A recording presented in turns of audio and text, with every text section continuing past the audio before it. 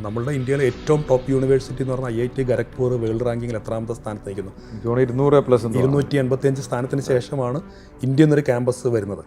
അപ്പോൾ നമ്മളുടെ കുട്ടികൾ പഠിക്കാൻ പോകുന്നത് അങ്ങനെയുള്ള ക്യാമ്പസിലേക്കാണ് പോകുന്നത്. ഇവിടെ IIT അഡ്മിഷൻ കിട്ടാൻ തന്നെ അവർ 2 വർഷം 3 വർഷം എൻട്രൻസ് എക്സാമിനേഷന് വേണ്ടി ഇവിടെ ചിലവാക്കുന്ന സമയത്താണ് ഈ പുറത്തേക്ക് പഠിക്കാൻ പോകുന്ന കുട്ടികൾ ഇന്ത്യക്ക് കിട്ടുന്നതിനേക്കാളും ഏറ്റവും ഹൈ ക്വാളിറ്റി എഡ്യൂക്കേഷൻ അവർക്ക് അവിടെ കിട്ടുന്നത്. ഇപ്പോൾ കിട്ടിക്കൊണ്ടിരിക്കുന്ന ഈ ഒരു വിദ്യാഭ്യാസം അവർക്കൊരു പക്ഷേ പുറത്ത് ഒരു രാജ്യത്തൊരു ജോലിക്കോ അല്ലെങ്കിൽ ചിലപ്പോൾ നാളെ തന്നെ ഇവിടെ ഒരു ജോലിക്കോ ചിലപ്പോൾ വേണ്ട രീതിയിൽ അവർക്ക് അത് പ്രയോജനപ്പെടുമോ എന്ന് അവർക്ക് ചിലപ്പോൾ ഒരു ആശങ്ക ഉണ്ടാവും. അപ്പോൾ അവരെന്തായാലും ഏറ്റവും ബെസ്റ്റ് എഡ്യൂക്കേഷൻ കിട്ടുന്ന സ്ഥലം എവിടെയാണോ അവിടേക്ക് അവർ പോകും.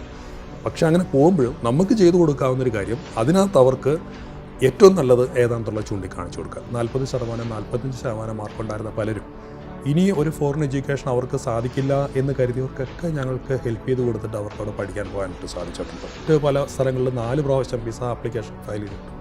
റിജക്ഷൻ ആയിട്ടുള്ള കേസുകൾ ഞങ്ങൾക്ക് വന്നിട്ട് ഞങ്ങൾ നോക്കുമ്പോൾ അവരുടെ ഫയലിനകത്ത് ഒരുപാട് മിസ്റ്റേക്സുകൾ വരുത്തിയത് കൊണ്ട് അവർക്ക് വിസ കിട്ടാതെ പോയെന്നുള്ള മനസ്സിലായിട്ട് അതിന് വേണ്ട കറക്ഷൻസ് ചെയ്ത് കൊടുത്തിട്ട് 5ാമത്തെ പ്രാവശ്യം ഫയൽ ചെയ്തിട്ട് ഞങ്ങൾ വഴി വിസ കിട്ടുന്ന 100 കണക്കിന് കേസസ്. കഴിഞ്ഞ സെപ്റ്റംബറിൽ ഞങ്ങളുടെ കാനഡയിലേക്ക് പോയ സ്റ്റുഡൻസിൻ്റെ എണ്ണം ഒറ്റ ബാച്ചിൽ തന്നെ 2500 സ്റ്റുഡൻസാണ് വളർന്നു കഴിഞ്ഞു. കാനഡയിലേക്ക് വിജയപാതയിലാണ്. അതെ, അത് ഞങ്ങൾ ഒറ്റ ഓഫീസാണ് കേരളത്തിലുള്ളത്. ഈ ഒറ്റ ഓഫീസിൽ നിന്നാണ് 2500 സ്റ്റുഡൻസിനെ ഞങ്ങൾക്ക് കാനഡയിലേക്ക് അയക്കാനായിട്ട് സാധിച്ചത്. ഇത് ആ നമ്പേഴ്സ് ഓരോ ഇൻടേക്ക് കഴിയുന്നവരും ഇപ്പോൾ കൂടിക്കൊണ്ടിരിക്കുകയാണ്.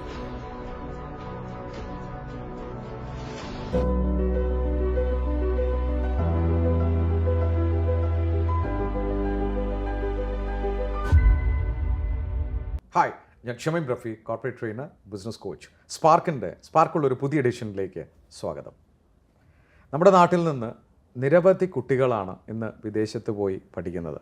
പണ്ട് കാലത്ത് അത് പോയിരുന്നവർ നന്നായി ബ്രില്യൻ്റായി IIT പോലുള്ള സ്ഥലങ്ങളിൽ പഠിച്ചവരായിരിക്കാം, അല്ലെങ്കിൽ വീട്ടിൽ പണമുള്ളവരുടെ മക്കളായിരിക്കാം, പഠനം കഴിഞ്ഞ് തിരിച്ചെത്താൻ. ഇന്നങ്ങനെയല്ല, ഒരു സാധാരണക്കാർക്ക് പോലും ലോണൊക്കെ കിട്ടി പോകുന്നൊരു കാലമാണ്. അവിടെയാണ് ഈ ക്വാളിറ്റി ഓഫ് എഡ്യൂക്കേഷൻ, ഈ പോകുന്നവരൊക്കെ രക്ഷപ്പെടുന്നുണ്ടോ എന്ന് നമുക്കറിയില്ല. വളരെ മോശം കാര്യമാണെന്നൊന്നും എനിക്ക് അഭിപ്രായമില്ല. എന്നാലും നമ്മുടെ ഇവിടെ നിന്ന് നിരവധി പേര് പോകുന്നുണ്ട്. അപ്പോൾ ഈ പോകുന്നത് കൊണ്ട് തന്നെ വളരെ സൂക്ഷിച്ച് നമ്മളെ മക്കളെ ഇവിടെ കോളേജ് ചേർക്കുമ്പോൾ നല്ല കോളേജാണെന്ന് അന്വേഷിക്കുന്ന പോലെ വിദേശത്ത് അന്വേഷിക്കാൻ മാർഗ്ഗമില്ലാത്തത് കൊണ്ട് ഏറ്റവും ചുരുങ്ങിയ അതിലേക്ക് എന്നുള്ളൊരു പ്രവണത കൂടി വരുന്നതാണ്. അതുകൊണ്ട് തന്നെ പ്രശ്നങ്ങൾ സമൂഹത്തിലൊരു വലിയ വിപത്തായി തീർന്നേക്കാം. എന്നാൽ അതിനെക്കുറിച്ചൊക്കെ വിശദമായി പഠിച്ച് ഈ ഇൻഡസ്ട്രിയിൽ തന്നെ ഏറ്റവും വെറ്ററൻ എന്ന് നമുക്ക് പറയാൻ പറ്റുന്ന ഒരു വ്യക്തിയാണ് സ്പാർക്കുള്ള ഈ കഥ പറയാൻ എന്നോടൊപ്പം ഈ ഹോട്ട് സീറ്റിലിരിക്കുന്നത്. അദ്ദേഹത്തിൻ്റെ പേര് doctor S. Raj. Doctor Raj, താങ്കൾക്ക് സ്വാഗതം സ്പാർക്കിലേക്ക്. താങ്കളുടെ നാട് എവിടെയാണ്? എൻ്റെ സ്വന്തം സ്ഥലം ആലപ്പുഴയാണ്. ജനിച്ചതും വളർന്നൊക്കെ ആലപ്പുഴയാണോ? അതെ, ആലപ്പുഴയാണ്. താങ്കളുടെ പാരൻസൊക്കെ എന്തെങ്കിലും ബിസിനസ് ആയിരുന്നോ അതോ? അല്ല, എൻ്റെ അച്ഛനൊരു കോളേജ് അധ്യാപകനായിരുന്നു, അമ്മ ഗവൺമെൻറ് സർവീസ് ആയിരുന്നു. അപ്പോൾ താങ്കൾ എന്തായിരുന്നു പഠനം? കോളേജ് വിദ്യാഭ്യാസം ഡിഗ്രി ആയിരുന്നു, PSc. അത് കഴിഞ്ഞ് എന്തെങ്കിലും ജോലി ചെയ്തോ? അത് കഴിഞ്ഞിട്ട് ഞാൻ അന്നത്തെ കാലത്ത് ഒരു കമ്പ്യൂട്ടർ സെൻറ്റർ ആണ് എൻ്റെ ആദ്യത്തെ ഒരു സംരംഭം. Computer centre? അതെ. അത് ഏത് വർഷമായിരിക്കും? അത് 92. ആ കാലത്ത് കമ്പ്യൂട്ടറുകൾ പോലും വരാത്ത നാടാണ്. കമ്പ്യൂട്ടർക്കെതിരെ രാഷ്ട്രീയക്കാർ വരെ സമരം നടത്തിയതാണ്.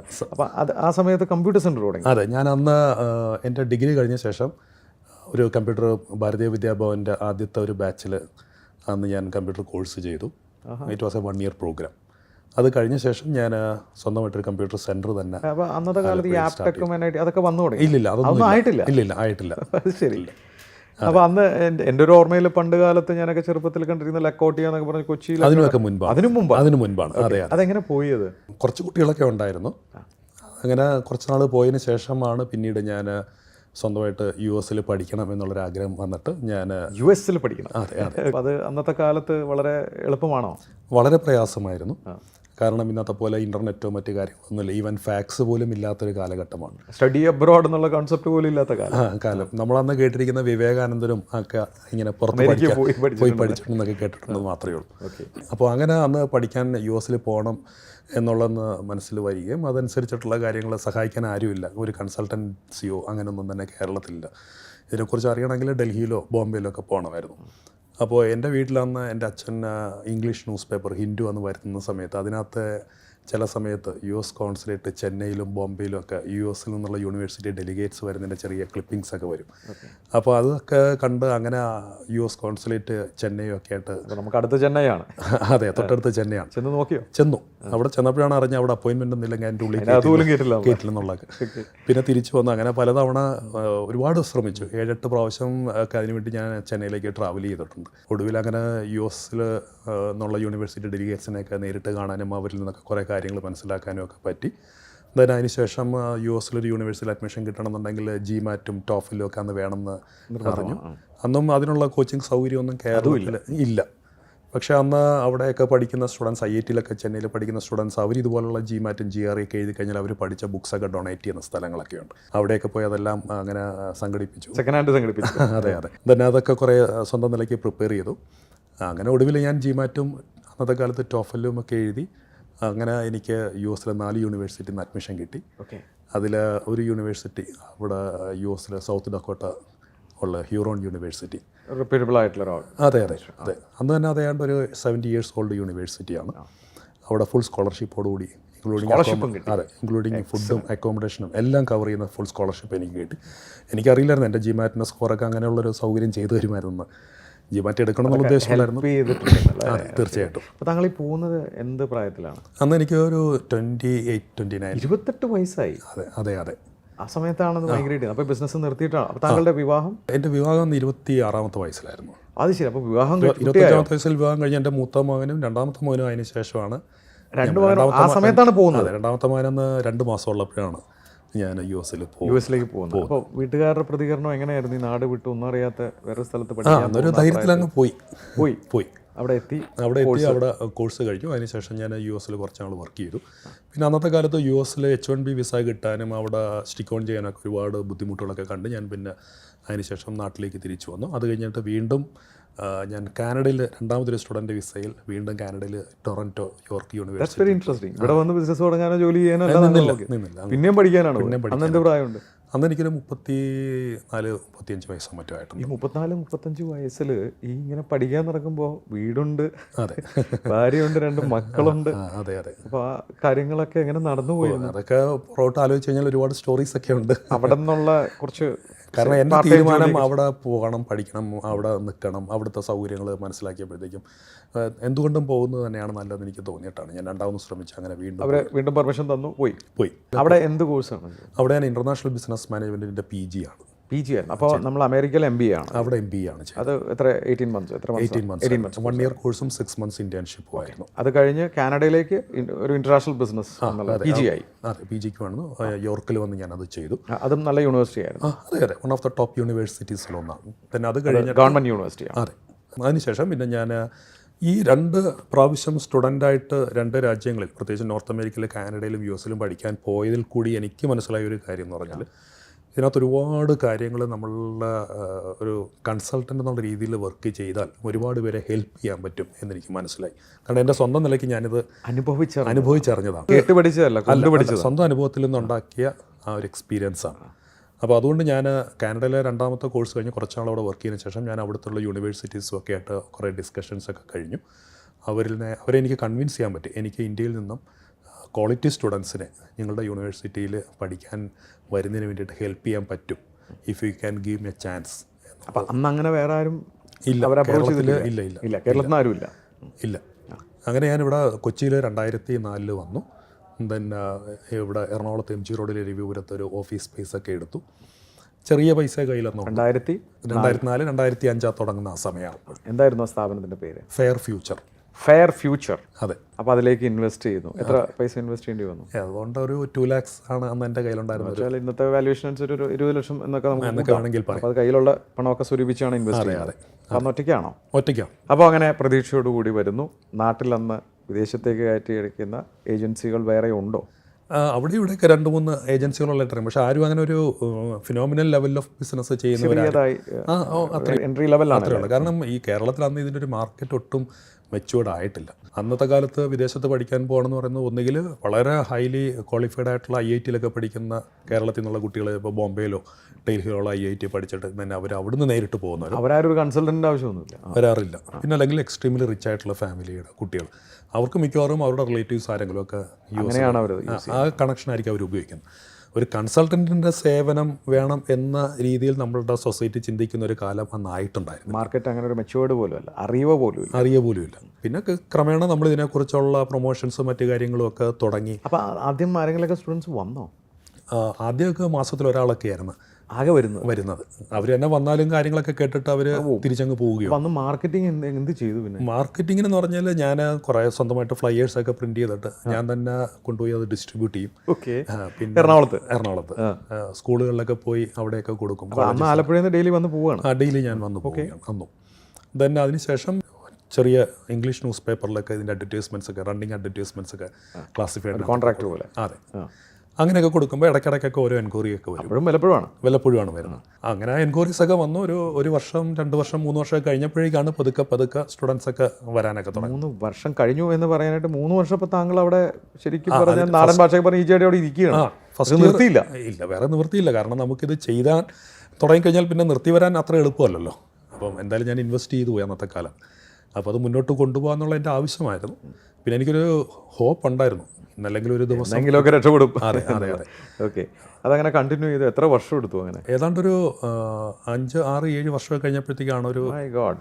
അതായത് ഒരു സംരംഭകൻ എന്ന് പറയുന്നത് ചിലപ്പോൾ 2 or 3 കൊല്ലം കഴിഞ്ഞ് ഇട്ടിട്ട് പോവും ലാഭമില്ലെങ്കിൽ. 6 വർഷത്തോളം താങ്കൾ സ്ട്രഗിൾ ചെയ്തു, പക്ഷെ പിടിച്ചു നിന്നു. അതെ. അന്ന് മാർക്കറ്റ് ഗ്രോ ആയിട്ടില്ല.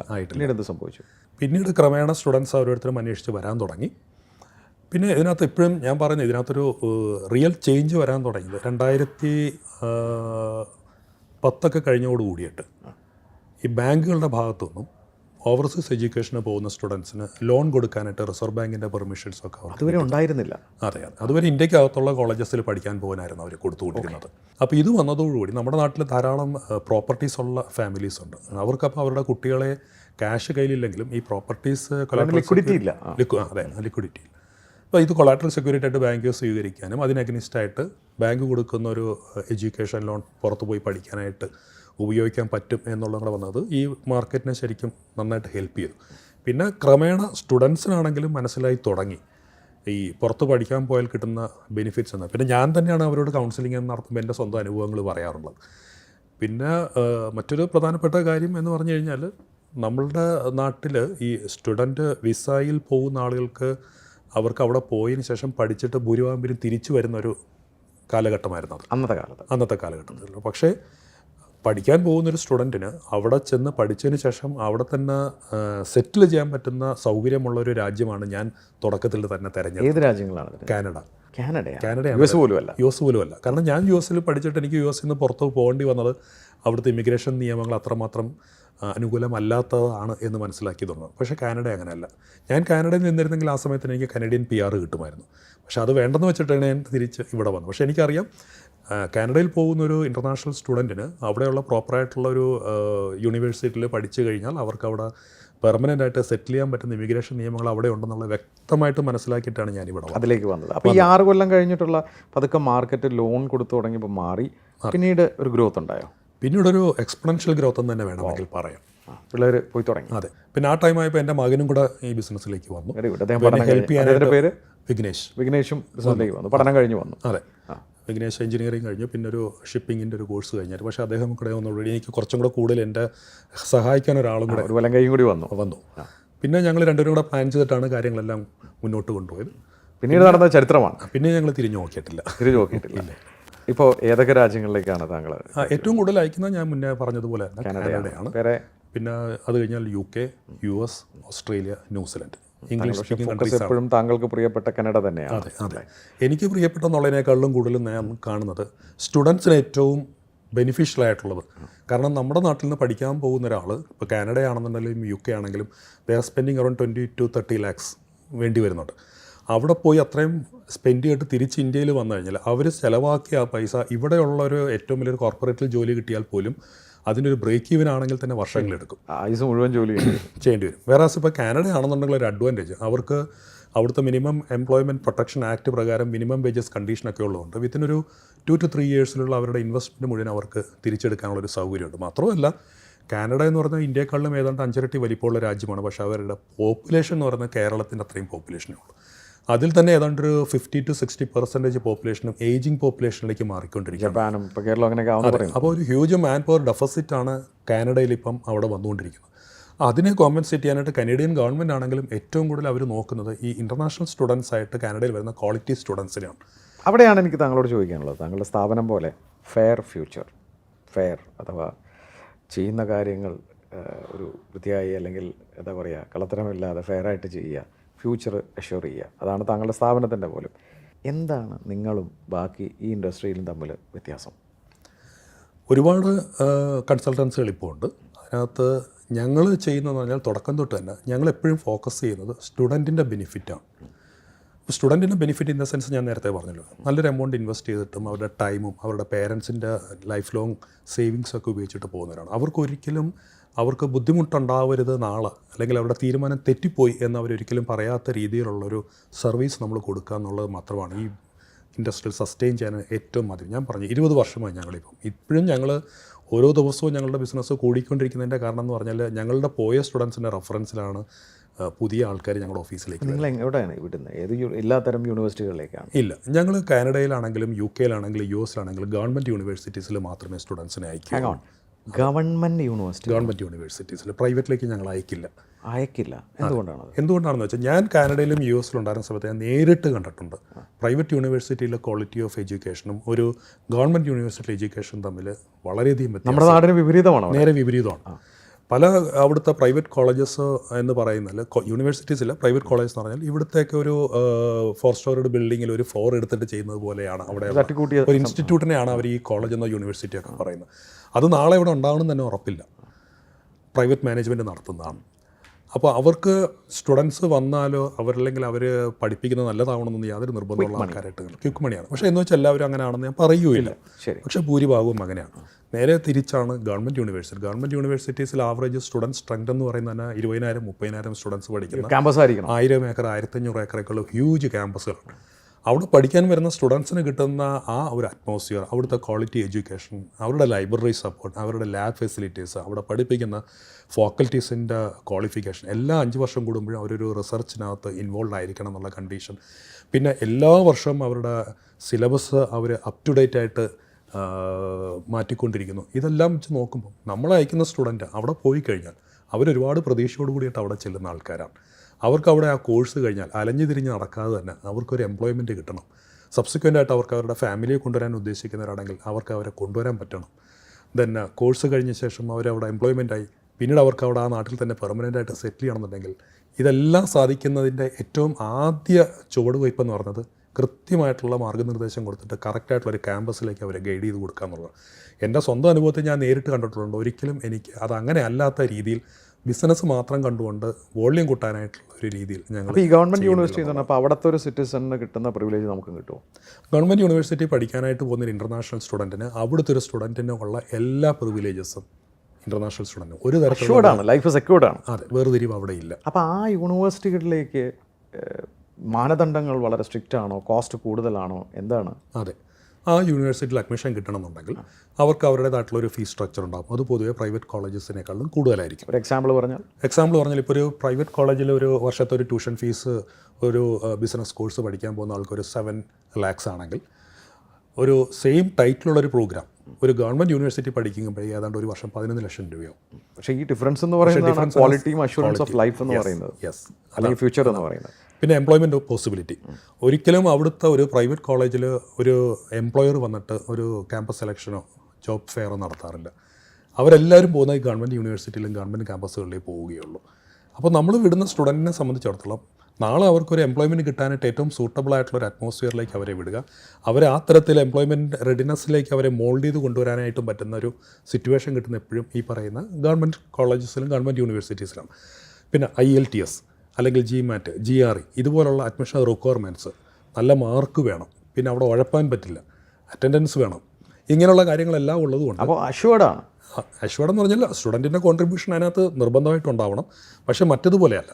മറ്റിടത്ത് ചിലപ്പോൾ വേണമെങ്കിൽ പോവാം പോയില്ലെങ്കിലും കുഴപ്പമില്ല, പാർട്ട് ടൈം ജോലി വാങ്ങിച്ച് ഫീസ് അടച്ച് ഒരു കൊല്ലം extend ചെയ്ത് കഴിയുമ്പോൾ ഒരു കൊല്ലം കഴിയുമ്പോൾ അവർ പഠിച്ചാലും പാസ്സായി എന്നുള്ള സർട്ടിഫിക്കറ്റ് കിട്ടുന്ന ക്യാമ്പസിൽ പോകുന്ന സ്റ്റുഡൻറ്റ് പിന്നീട് അതിന് ശേഷം ഒരുപാട് അവിടെയാണ് ചോദ്യം. ഇതിന് എൻ്റെ മനസ്സിലും സാധാരണമായിട്ടൊരു പ്രേക്ഷകനും പാരൻസൊക്കെ ഇത് കേൾക്കുന്നുണ്ടെങ്കിൽ അവരുടെ മനസ്സിൽ വളരെ ബ്രില്യൻ്റ് ആയിട്ടുള്ള വളരെയധികം പെർസെൻറ്റേജ് മാർക്കുള്ള അങ്ങനെയുള്ള കുട്ടികൾക്കാണോ അവിടെ അഡ്മിഷൻ കിട്ടുക?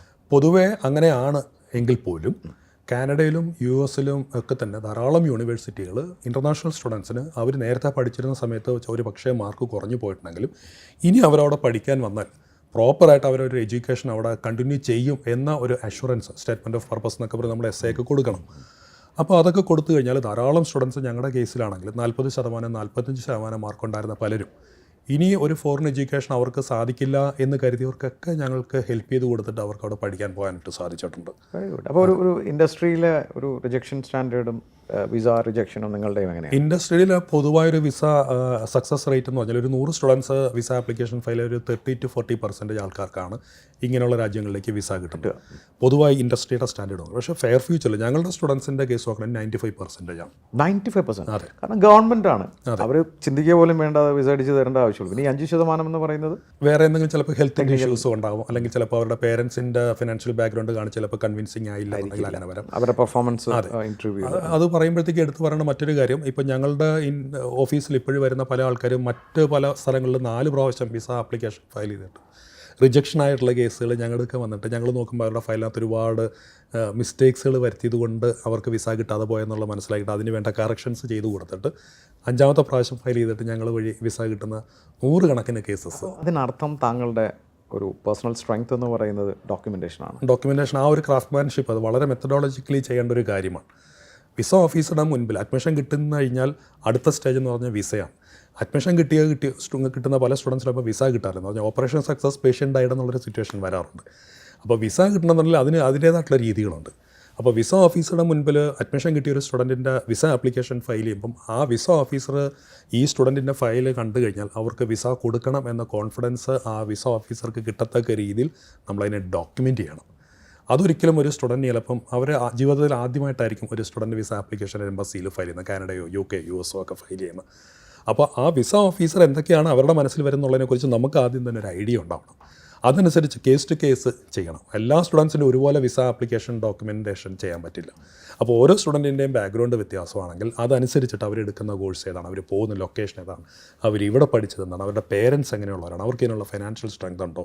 ഇപ്പോൾ നേരത്തെ പറഞ്ഞുള്ള മാർക്ക് കുറവുള്ളൊരു സ്റ്റുഡൻ്റാണ്, പക്ഷേ അങ്ങനെ ഒരു സ്റ്റുഡൻറ്റ് ഇനി പഠിക്കാൻ പോയാൽ അവിടെ വീണ്ടും ഒരു ഫെയിലിയർ സിറ്റുവേഷൻ ഉണ്ടാവില്ല എന്ന് വിസ ഓഫീസർക്ക് സ്റ്റുഡൻറ്റിനെ കാണാതെ അവർ കൊടുക്കുന്ന സ്റ്റേറ്റ്മെൻറ്റ് ഓഫ് പർപ്പസോ അല്ലെങ്കിൽ അവരുടെ മറ്റു ഡോക്യുമെൻറ്റ്സോ നോക്കി വിസ ഓഫീസർക്ക് ഒരു പോസിറ്റീവ് ഡിസിഷൻ എടുക്കാൻ പറ്റുന്ന രീതിയിൽ കാര്യങ്ങളെ പെർഫെക്റ്റ് ആയിട്ടുള്ള ഡോക്യുമെന്റ് വളരെ മെറ്റിക്കുലസ് ആയിട്ട് ചെയ്യേണ്ട ഒരു പ്രോസസ്സാണത്. അതുപോലെ തന്നെ ഈ വരുന്ന സ്റ്റുഡൻസിന് നിങ്ങളൊരു ആരെ വേണമെങ്കിൽ കയറ്റി വിടുമോ? ഇല്ല, നമ്മൾ ആദ്യം സ്റ്റുഡൻറ്റിനെ പ്രോപ്പറായിട്ട് സ്റ്റഡി ചെയ്യും. ആ സ്റ്റുഡൻറ്റിൻ്റെ ഇൻറ്റൻഷൻ, ഞങ്ങളുടെ എക്സ്പെർട്ടൈസ് യൂസ് ചെയ്തിട്ട് ആ രാജ്യത്തേക്കൊക്കെ ഒന്ന് കടന്ന് വരാൻ വേണ്ടി മാത്രം വരുന്ന ഒരാളാണോ അതോ ജെന്യുവനായിട്ട് പഠിക്കാൻ പോകുന്ന ആളാണോ. നമ്മൾ ഈ സ്റ്റുഡൻറ്റിൻ്റെ ഫയൽ എടുത്തു കഴിഞ്ഞാൽ ആ student end of the day അയാൾക്ക് നമ്മളുടെ മാക്സിമം നമ്മൾ എഫർട്ട് ഇട്ടാൽ ആ സ്റ്റുഡൻറ്റിന് വിസ കിട്ടുമോ ഇല്ലയോ എന്നുള്ളതും കൂടെ ഞങ്ങൾ നോക്കും. അത് പറ്റുന്ന സ്റ്റുഡൻ്റ് ആണെങ്കിൽ ഞങ്ങൾ അവരോട് പറയും നമുക്കത് പ്രൊസീഡ് ചെയ്യാൻ പറയും. അങ്ങനെ ധാരാളം കേസുകൾ ഞങ്ങൾ ചെയ്യുന്നത്. അതുകൊണ്ട് ഞാൻ നേരത്തെ അല്ലെങ്കിൽ നോ പറയും, അല്ലെങ്കിൽ അവരോട് ഞങ്ങൾ പറയും ഇന്ന ബുദ്ധിമുട്ടുകൾ ഇതിനകത്തുണ്ട്, അതുകൊണ്ട് it is better to stop this എന്നവരോട് പറയാറുണ്ട്. അവിടെ നിന്നാണ് പിന്നീട് ഒരു മാർക്കറ്റ് ബൂം ഉണ്ടാവുന്നത് കഴിഞ്ഞ കുറച്ച് നാളുകൾ അല്ലേ? അതെ അതെ. ആ ബൂമിൽ നോക്കുകയാണെങ്കിൽ ഇപ്പോൾ over a period of time നിങ്ങൾ വളരെ വ്യക്തമായിട്ട് സ്പഷ്ടമായിട്ട് പറഞ്ഞു കഴിഞ്ഞു, it was not about number, ക്വാളിറ്റിയുള്ള ആൾക്കാരെ. അപ്പോൾ സ്വാഭാവികമായിട്ടൊരു നമ്പർ അല്ലെങ്കിലും നല്ല ക്വാളിറ്റിയുള്ള എത്ര ആൾക്കാർ ഇതുവരെ അയച്ചാനായിട്ടുണ്ടാവും 10-20 വർഷം കൊണ്ട്? നമ്മൾ ക്വാളിറ്റി സ്റ്റുഡൻസിൻ്റെ കേസ് ആണെങ്കിൽ ഏതാണ്ട് ഒരു 40,000 സ്റ്റുഡൻസ്, 40,000 കുടുംബം രക്ഷപ്പെട്ടു എന്നുള്ളത് തന്നെയാണ്, അല്ലാതെ അതിൽ വേറെ ചോദ്യചിഹ്നം ഉദിക്കുന്നില്ല എന്നുള്ളതാണ്. അവിടെയാണ് എനിക്ക് ഒരു ചോദ്യം ചോദിക്കാനുള്ളത്. ഇപ്പോൾ ഭൂമാണ്, നിരവധി ആൾക്കാരാണ്, ഒരു ടെംപ്ടേഷൻ ഉണ്ടായിട്ടില്ലേ? കാരണം താങ്കൾ പിന്നെയും ഗവൺമെൻറ് എന്ന് പറഞ്ഞുകൊണ്ട് തന്നെ പിടിച്ചു നിൽക്കുകയാണ്. ആ പ്രൈവറ്റ് സെക്ടറിലേക്ക് ഇറങ്ങിയാൽ കോടികൾ ചാകരയാണ്, കോടികൾ വരാവുന്ന ഒരു മാർക്കറ്റാണ്. ഒരു ടെംപ്ടേഷൻ എപ്പോഴെങ്കിലും? ഞങ്ങളെ ഒരുപാട് പ്രൈവറ്റ് യൂണിവേഴ്സിറ്റീസ് അപ്രോച്ച് ചെയ്യുന്നുണ്ട്. കാരണം ഞങ്ങളുടെ സ്റ്റാറ്റിസ്റ്റിക്സ് പല സ്ഥലങ്ങളിലും അവൈലബിൾ ആണ്. അപ്പോൾ ഞങ്ങളുടെ ഒരു എക്സ്പെർട്ടൈസ് സ്റ്റുഡൻസിന് പോലെ തന്നെ ഈ പ്രൈവറ്റ് കോളേജസും അവരും ഒരുപക്ഷെ ആഗ്രഹിക്കുന്നുണ്ടാകും. പക്ഷെ ഒരിക്കലും ഞങ്ങളത് ചെയ്യില്ല. കഴിഞ്ഞ 20 വർഷമായിട്ട് ഞങ്ങളുടെ ഒരു സ്ട്രാറ്റജിയും പോളിസിയാണത്. ഞങ്ങളുടെ സ്റ്റുഡൻസ് എപ്പോഴും പോകുന്നത് അവർക്ക് ക്വാളിറ്റി എഡ്യൂക്കേഷൻ കിട്ടണം, അവരുടെ ലൈഫ് സെക്യൂർഡ് ആയിരിക്കണം, സേഫ് ആയിരിക്കണം. അപ്പോൾ അങ്ങനെയുള്ള കാര്യങ്ങൾക്ക് ഞങ്ങളുടെ ഭാഗത്തുനിന്ന് ഞങ്ങൾക്ക് ചെയ്യാവുന്ന ഏറ്റവും നല്ല കാര്യം, ഞങ്ങളുടെ പ്രോഫിറ്റ് അല്ല ഞങ്ങൾക്ക് വലുത്, ഞങ്ങളുടെ സ്റ്റുഡൻസിൻ്റെ സാറ്റിസ്ഫാക്ഷനാണ്. അപ്പോൾ അവരുടെ ഭാവിയാണ്. അതുകൊണ്ടാണല്ലോ 20 വർഷമായിട്ട് ഞങ്ങൾ ഈ ഇൻഡസ്ട്രിയിൽ, അതും 10 വർഷത്തോളം സ്ട്രഗിൾ ചെയ്ത ആളാണ്, പണം ഉണ്ടാക്കാതിരുന്ന ആളാണ്. ഇപ്പോഴും ആ മണിയല്ല, പണമല്ല താങ്കളെ ഡ്രൈവ് ചെയ്യുന്ന ഫാക്ടർ, ഒരിക്കലും അല്ല, വാല്യൂ ആണ്, മൂല്യങ്ങളാണ്. അതെ, അത് വിട്ട് താങ്കളൊന്നും ചെയ്യില്ല, ഉറപ്പാണ്. അടുത്ത തലമുറയും അത് ഉറപ്പിച്ച് കഴിഞ്ഞ കാര്യമാണ്. അത് വളരെ യുണീക്കായിട്ടുള്ള കാര്യമാണ്. അപ്പോൾ ഈ വരുന്ന സ്റ്റുഡൻസിന് കൗൺസിലിംഗ് കൊടുത്ത് നിങ്ങളും ക്വാളിറ്റി ഓഫ് സ്റ്റുഡൻറ്റ് ആണെന്ന് ഉറപ്പുവരുത്തി, യൂണിവേഴ്സിറ്റി അഷ്വേർഡാണ്, കാരണം ഗവൺമെൻറ്റിൻ്റെയാണ്, ആ ഒരു രീതിയിൽ ഒരു വിൻ വിൻ ആയിട്ടാണ് നിങ്ങൾ പോകുന്നത്. അതെ, ഞങ്ങളുടെ സ്റ്റാഫിനെയും ഞങ്ങൾ ട്രെയിൻ ചെയ്യുന്ന ആ രീതിയിലാണ്. ഡോക്ടർ എസ് രാജ്, എൻ്റെ ചിലപ്പോൾ ഒരു കൺസേൺ ആയിരിക്കാം, അല്ലെങ്കിൽ മാതാപിതാക്കളുടെയും സമൂഹത്തിൻ്റെ ഒരു പൊതു കൺസേൺ ഉണ്ട്. നമ്മുടെ സമൂഹത്തിൽ ഞാനൊക്കെ MBAക്ക് പഠിക്കുമ്പോൾ ആദ്യമായി കേൾക്കുന്നൊരു വാക്കായിരുന്നു ബ്രെയിൻ ഡ്രെയിൻ. നമ്മുടെ ടാലൻറ്റുകൾ നാട് വിട്ടു പോകുന്നു. ഇന്ന് ആ ഒരു ടെൻഷൻ എല്ലാവർക്കും ഉള്ളൊരു ടെൻഷനാണ്. കേരളത്തിലുള്ള ഈ റിസോഴ്സസ്, നമ്മുടെ മക്കളെല്ലാം ഈ നാട് വിട്ടു പോയാൽ, എല്ലാവരും വിദേശത്തേക്ക് പഠിക്കാൻ പോയാൽ, നമ്മുടെ നാട് ജപ്പാൻ പോലെ ഓൾഡ് ഏജ് ഹോമായി പോയില്ലേ എന്നൊരു ചോദ്യചിഹ്നം ഉണ്ട്. എന്തുകൊണ്ടാണ് ഇങ്ങനൊരു സാഹചര്യം? താങ്കൾക്ക് അതിനുള്ള സമൂഹത്തോടുള്ള മറുപടി എന്താണ്? താങ്കൾ ഇതിനൊരു വെറ്ററനാണ്. ഞാൻ അതിലേക്ക് വരുമ്പം വേറൊരു കാര്യം കൂടെ പറഞ്ഞുകൊണ്ട് വരാം. തീർച്ചയായും. ഒരു 40 വർഷത്തിന് മുൻപ് തൊട്ടാണ് കേരളത്തിൽ നിന്ന് ആൾക്കാർ മിഡിൽ ഈസ്റ്റിലേക്ക് ജോലിക്കായിട്ട് പോകുന്നത്. മൈഗ്രേഷൻ ഏതാണ്ട് ഒരു 30-40 ലക്ഷത്തോളം ആൾക്കാർ ഇപ്പോഴും അവിടെയാണ് എന്ന് പറയുന്നുണ്ട്. തീർച്ചയായിട്ടും. അന്ന് അങ്ങനെ ആൾക്കാർ പോയപ്പോഴും ഇതേ ചോദ്യം ചില പക്ഷേ അന്നത്തുള്ള ആൾക്കാർ ചോദിച്ചിട്ടുണ്ട്, എന്തിനാണ് ഈ പോകുന്നത്, ഇത്രയും ആൾക്കാർ പോയി ഈ നാട്ടിൽ എന്താകും എന്നുള്ളത് ചോദിച്ചു. പക്ഷേ അതുകൊണ്ട് നമ്മുടെ നാട്ടിന് പിന്നീട് ബെനിഫിറ്റ്സ് ആണ് പല രീതിയിലും ഉണ്ടായത്. നമ്മുടെ ഇക്കോണമീസ്, നമ്മുടെ മറ്റു പല കാര്യങ്ങളും കേരളം ഒരു NRI മണി കൊണ്ട് എല്ലാവർക്കും ഡെവലപ്ഡായി. അല്ലെങ്കിൽ ഇപ്പോഴും ഇത് പലപ്പോഴും മറ്റ് സ്ഥലങ്ങളിലൊക്കെ നമ്മൾ പുറത്തോട്ടൊക്കെ പോയി കഴിഞ്ഞാൽ കാണുന്ന പോലെ നിന്ന് സ്റ്റഡിയാണ് നമ്മുടെ. അതെ, ഇപ്പോൾ നമ്മുടെ നാട്ടിൽ നിന്ന് നമ്മൾ ചോദിക്കേണ്ട ആ ചോദ്യത്തിനകത്തൊരു മറ്റൊരു ചോദ്യം എന്ന് പറഞ്ഞാൽ, എന്തുകൊണ്ട് ഇത്രയും വിദ്യാർത്ഥികൾ അല്ലെങ്കിൽ യുവതലമുറ പുറത്തേക്ക് പോകുന്നതെന്ന് ചോദിച്ചു കഴിഞ്ഞാൽ, അവർ നമ്മൾ കരുതുന്ന പോലെയല്ല, പണ്ടത്തെ പോലത്തുള്ള കുട്ടികളല്ല ഇപ്പോൾ. അവർക്ക് ഓപ്പർച്യൂണിറ്റീസ് എവിടെയാണ് ഉള്ളതെന്നുള്ള അവർക്ക് വളരെ വ്യക്തമായിട്ട് അറിയാം. അപ്പോൾ നമുക്കൊരിക്കലും അവരെ പിടിച്ചു നിർത്താൻ പറ്റില്ല. അവിടെയാണ് ആ ചോദ്യത്തിൻ്റെ ഉപചോദ്യം വരുന്നത്. കാരണം പണ്ട് നമ്മൾ മിഡിൽ ഈസ്റ്റിൽ പോയവർ, അവരാരും അവിടെ സെറ്റിൽ ചെയ്തതായിട്ട് വളരെ അപൂർവ്വം നമ്മൾ കേട്ടിട്ടുള്ളൂ. അവർ നാട്ടിൽ തിരിച്ചു വരും. പക്ഷേ ഇവർ തിരിച്ചു വരുന്നില്ല. ഇവരിൽ ഒരു 90% ആൾക്കാരും അവിടെ സെറ്റിൽ ചെയ്യും, പ്രത്യേകിച്ചും കാനഡയാണെങ്കിൽ. കാരണം വെച്ചാൽ അവിടെയുള്ള നിയമങ്ങൾ എങ്ങനെയാണ്. എന്നാലും നമ്മൾ മറ്റൊരു കാര്യം കൂടെ ഇതിൻ്റെ കൂട്ടത്തിൽ കാണണം. നമ്മളുടെ നാട്ടിൽ നിന്ന് ഇവർ പോകുന്നത് എഡ്യൂക്കേഷന് വേണ്ടിയിട്ടാണ് പോകുന്നത്. ഈ നമ്മുടെ നാട്ടിൽ അവർക്കൊരു എഡ്യൂക്കേഷൻ സാധ്യതയുണ്ട്. അവർ നോക്കുമ്പം കാനഡയിൽ ഒരു എഡ്യൂക്കേഷൻ സാധ്യത അവർ കാണുന്നു. ഇതിന് രണ്ടിനെയും കൂടെ അവർ കമ്പയർ ചെയ്യുമ്പോൾ ക്വാളിറ്റിയിലുള്ള വ്യത്യാസം എന്ന് പറഞ്ഞു കഴിഞ്ഞാൽ, നമ്മുടെ നാട്ടിലെ എഡ്യൂക്കേഷൻ എന്ന് പറയുന്നത് ഒരു പക്ഷേ ഒരു 30-40 കൊല്ലത്തിന് മുമ്പ് അന്നത്തെ സമയത്ത് കുട്ടികൾ പഠിച്ചിരുന്ന അതേ സിലബസിൽ നിന്നും പറയത്തക്ക വലിയ വ്യത്യാസമൊന്നും ഇല്ലാതെ യുദ്ധം ചെയ്തു, ഷേർഷായുടെ ഭരണപരിഷ്കാരങ്ങൾ അതൊക്കെ തന്നെയാണ് ഇപ്പോഴും പഠിക്കുന്നത്. കുട്ടികൾക്ക് മനസ്സിലായി അത് പഠിച്ചതുകൊണ്ട് ഇൻ്റർനാഷണൽ ലെവലിൽ അവർ ഇവിടെ ഇപ്പോൾ പഠിക്കാൻ അല്ലെങ്കിൽ ജോലിക്കായിട്ടാണെങ്കിലും ചിലപ്പോൾ വിദേശത്ത് പോയി വരും. പക്ഷേ ഇപ്പോൾ കിട്ടിക്കൊണ്ടിരിക്കുന്ന ഈ ഒരു വിദ്യാഭ്യാസം അവർക്കൊരു പക്ഷേ പുറത്ത് ഒരു രാജ്യത്തൊരു ജോലിക്കോ അല്ലെങ്കിൽ ചിലപ്പോൾ നാളെ തന്നെ ഇവിടെ ഒരു ജോലിക്കോ ചിലപ്പോൾ വേണ്ട രീതിയിൽ അവർക്ക് അത് പ്രയോജനപ്പെടുമോ എന്ന് അവർക്ക് ചിലപ്പോൾ ഒരു ആശങ്ക ഉണ്ടാവും. അപ്പോൾ അവരെന്തായാലും ഏറ്റവും ബെസ്റ്റ് എഡ്യൂക്കേഷൻ കിട്ടുന്ന സ്ഥലം എവിടെയാണോ അവിടേക്ക് അവർ പോകും. പക്ഷേ അങ്ങനെ പോകുമ്പോഴും നമുക്ക് ചെയ്തു കൊടുക്കാവുന്നൊരു കാര്യം, അതിനകത്ത് അവർക്ക് ഏറ്റവും നല്ലത് ഏതാണെന്നുള്ള ചൂണ്ടിക്കാണിച്ചു കൊടുക്കുക. പിന്നെ മറ്റൊരു കാര്യം, അവർ ആ പോകുന്ന സ്റ്റുഡൻസ് എന്ന് പറഞ്ഞു പോകുന്നതിനകത്ത് അവർ ലോകത്തിലെ ഏറ്റവും ബെസ്റ്റ് എഡ്യൂക്കേഷനാണ് അവിടെ കിട്ടുന്നത്. ആ ലോകത്തിലെ ഏറ്റവും ബെസ്റ്റ് എഡ്യൂക്കേഷൻ കിട്ടുന്നതിനകത്ത് അപ്ഡേറ്റഡ് ആണ്, ഏറ്റവും ലേറ്റസ്റ്റ് ആയിട്ടുള്ള എഡ്യൂക്കേഷൻ കിട്ടുന്നതിനകത്ത് അതിൻ്റെ ബെനിഫിറ്റ് നമുക്ക് ഏത് തരത്തിൽ തിരിച്ച് ഇന്ത്യക്ക് കിട്ടും കുറച്ച് കാലത്തിന് ശേഷം എന്നുള്ളത് നമുക്ക് കാത്തിരുന്ന് കാണേണ്ട ഒരു. നമ്മളിവിടെ അതുപോലെ നമ്മുടെ രാജ്യം പുരോഗമിക്കാൻ വരികയും ചെയ്ത് നാച്ചുറലി അവർ തിരിച്ചു വരാം, അതുപോലുള്ള പണം ഉണ്ടാക്കാനുള്ള സാഹചര്യങ്ങളുണ്ടായി. പക്ഷെ അവിടുത്തെ ആ സിലബസ് എന്ന് പറഞ്ഞത് കൊണ്ടാണ് നമ്മുടെ പോലെ ഒരു വളരെ പഴയ സിലബസ് അല്ല എന്നാണ് താങ്കൾ പറയുന്നത്. അതിൽ എന്താണ് അതിൻ്റെ അപ്ഡേറ്റുകൾ എന്ന് പറയുന്നത്? അതിൻ്റെ അപ്ഡേറ്റ് എന്ന് പറഞ്ഞാൽ ഇപ്പോൾ തന്നെ നമുക്കറിയാം, ലോകത്തിലെ ഏറ്റവും അഡ്വാൻസ്ഡ് ആയിട്ടുള്ള എക്യുപ്മെൻറ്റ്സ് നമ്മൾ നോക്കുക. ഇപ്പോൾ നമ്മൾ ഉപയോഗിക്കുന്ന മൊബൈൽ ഫോൺ നോക്കുക, അതിനകത്ത് വന്നിരിക്കുന്ന ടച്ച് സ്ക്രീൻ, ഗോറില്ല ഗ്ലാസ്, ഇതെല്ലാം ഇൻവെൻറ്റ് ചെയ്തിരിക്കുന്നത് അവിടുത്തെ കമ്പനികൾക്ക് പകരം അവിടെയുള്ള യൂണിവേഴ്സിറ്റിയിലെ സ്റ്റുഡൻസാണ്. ഇപ്പോൾ യൂണിവേഴ്സിറ്റി ഓഫ് ടൊറൻറ്റോ എടുത്തു നോക്കിയാൽ, യൂണിവേഴ്സിറ്റി ഓഫ് ടൊറൻറ്റോയിൽ നിന്നാണ് ഡയബറ്റിക്സ് മെലിറ്റസിനുള്ള ഇൻസുലിൻ കണ്ടുപിടിച്ചത്. നമ്മുടെ എത്ര യൂണിവേഴ്സിറ്റി അങ്ങനെ നടക്കുന്നു? നമ്മുടെ ഇന്ത്യയിലെ ഏറ്റവും ടോപ്പ് യൂണിവേഴ്സിറ്റി എന്ന് പറഞ്ഞാൽ IIT ഖരഗ്പൂർ വേൾഡ് റാങ്കിങ്ങിൽ എത്രാമത്തെ സ്ഥാനത്ത് നിൽക്കുന്നു? 285 സ്ഥാനത്തിന് ശേഷമാണ് ഇന്ത്യ എന്നൊരു ക്യാമ്പസ് വരുന്നത്. അപ്പോൾ നമ്മളുടെ കുട്ടികൾ പഠിക്കാൻ പോകുന്നത് അങ്ങനെയുള്ള ക്യാമ്പസിലേക്കാണ് പോകുന്നത്. ഇവിടെ IIT അഡ്മിഷൻ കിട്ടാൻ തന്നെ അവർ 2 വർഷം 3 വർഷം എൻട്രൻസ് എക്സാമിനേഷന് വേണ്ടി ഇവിടെ ചിലവാക്കുന്ന സമയത്താണ് ഈ പുറത്തേക്ക് പഠിക്കാൻ പോകുന്ന കുട്ടികൾ ഇന്ത്യയിൽ കിട്ടുന്നതിനേക്കാളും ഏറ്റവും ഹൈ ക്വാളിറ്റി എഡ്യൂക്കേഷൻ അവർക്ക് അവിടെ കിട്ടുന്നത്. വ്യക്തമാണ്, താങ്കളുടെ ഉത്തരം വ്യക്തമാണ്. അത് നമുക്ക് ചോദിക്കാൻ ഇനി അതിൽ ക്വസ്റ്റ്യൻ ബാക്കിയൊന്നുമില്ല എന്നുള്ളതാണ്. താങ്കൾ പല ഏജിൽ വിദേശത്ത് പോയൊക്കെ പഠിച്ച ഒരാളാണ്. പിന്നീടും പഠനങ്ങളുണ്ടായോ, അപ്ഡേറ്റുകൾ സംഭവിച്ചോ?